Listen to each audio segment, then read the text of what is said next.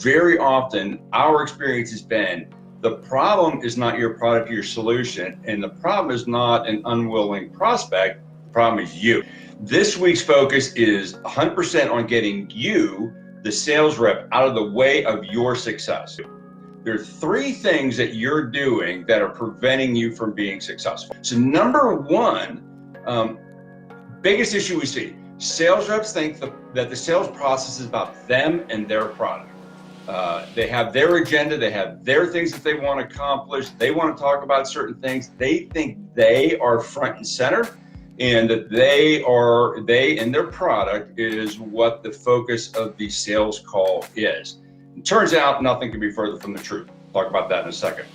Problem number two is they are focused on their product and their features, and they're very, very eager to show their product, to show their features, and get to the demo or get to the use case as fast as possible. And while noble, usually our experience has shown is that usually sales reps are doing that out of context. They're just talking about what their product does. And the problem with that is if it's not in context of the prospect, is your prospect now has to listen for nuggets that might light them up, and they find something interesting that's putting all the pressure on them, and that's not a good idea, right? Features. The third mistake, and this might seem like sacrilege when I say this, you think the goal of the sales call is to sell something. And that is actually not a good idea. If your goal is to sell something, your prospect is going to see that from a mile away. They will smell your commission breath, which is worse than coffee breath. It's worse than Dorito breath. Nothing worse than a sales rep that's got commission. All right. So we think the process is about us and our, we're the focus. We think it's about our product and our features, or we think that we need to be focused on selling something. Those are the three barriers that we see so frequently that get in the way of sales success. Let's reframe our thinking. Instead of being focused on us, because what we focus on becomes larger and everything else becomes smaller, instead of focusing on us, let's get maniacally focused on our prospect and their goals, initiatives, and problems. If you are selling a meaningful B2B product, they've got a current state that has problems, and in their minds, either very vaguely or very clearly, they get a future state that they're trying to get to, a destination that at the end of this year, if I take care of my initiatives, I'm going to be at this destination, and it's a wonderful destination. It's where I want to get to, but I'm having a hard time getting there. There's a problem with me getting there. If we can stay maniacally focused on that and see if we can help them solve those, number one, it's a known problem. The good thing about identified business pain or a known problem is that it usually is funded. We don't have to go create funding for it. We can tap into that funding if our solution set is going to help them. So stay maniacally focused on their problems. That's number one. Number two, because and sales reps forget this so often, your prospect is working at one company, maybe he's a member of an association, get some additional information there, but largely most of their time is in that one company, and that monolithic singles company mentality thinking, they're not thinking outside the box. They're not thinking about other ideas. They're thinking about what's in front of them every day. You and your company serve many companies, and that all boils up into some incredible marketplace experience that sales reps often don't capitalize on. So by serving your prospect and bringing all that experience to the table, challenging their thinking, bringing a thought out point of view that could actually help them with something that they are not aware of is a fabulous moment. Here's a little secret for you. I promise you this. If you expose a meaningful, unknown, or latent problem for a customer that's going to help them get from here to there better, they will ultimately reward you on all three pillars of sales. Your deal size will get bigger, your sales cycle time will get shorter, there'll be less competition, so your close rate is going to increase.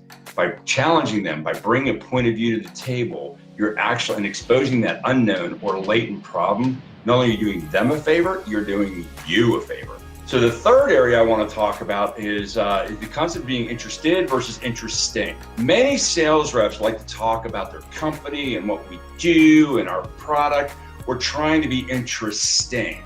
Whereas if we're focused on our prospect and what they are trying to get done and understanding their context and their problems, we're being interested.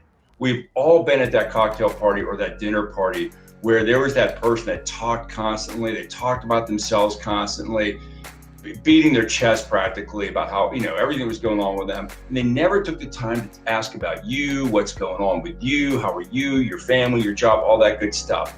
We leave those meetings kind of icky. We don't feel heard. We don't feel like they cared about us. And our prospects often feel the same way when we show up as sales reps focused on us. We are trying to be interesting with the goal that they will see something they like versus being interested versus investing in them. Being interested is an act of service, and it takes humility and focus on them. Being interesting is about us and is actually a little bit arrogant. By doing this, remember I said one of the problems above was number 3, that we're trying to sell something. By taking this maniacal focus on them, by exposing problems via your challenges and point of view, by focusing on being interested versus interesting, we're no longer selling, we are solving. Selling is about you, solving is about them. A couple of things I want to share with you. Number 1, you must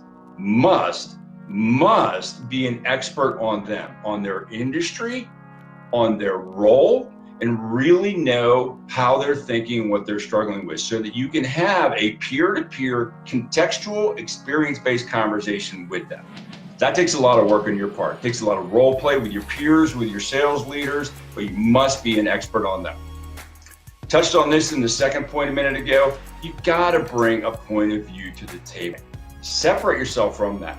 Challenge their thinking and bring a point of view. That means understanding the stories, understanding what other people have done, working with your marketing department to get these stories, these transformations, and be able to turn those into stories for your prospects. What does Seth Godin say, that amazing marketing guru? People buy stories and magic. They don't want to hear about the product. They want to hear how you've transformed somebody that looks kind of like them into, from their current state to their future state. So be expert at the stories. Again, that's just practice. Here's the great news. Are you paying attention?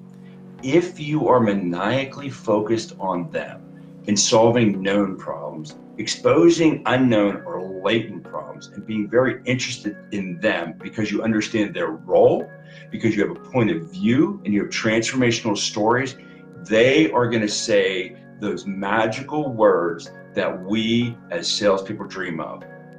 Jimmy or Janie, how would you solve our problem?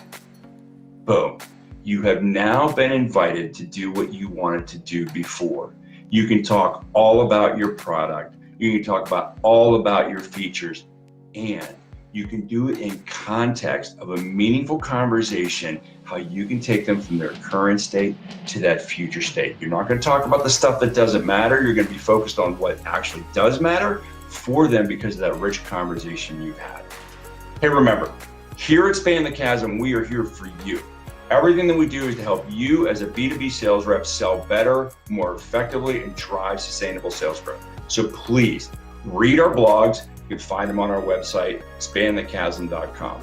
Watch our YouTube channel. There's tons of our Monday Morning Pearls there that are all designed, best practices, sales tips designed to help you sell better.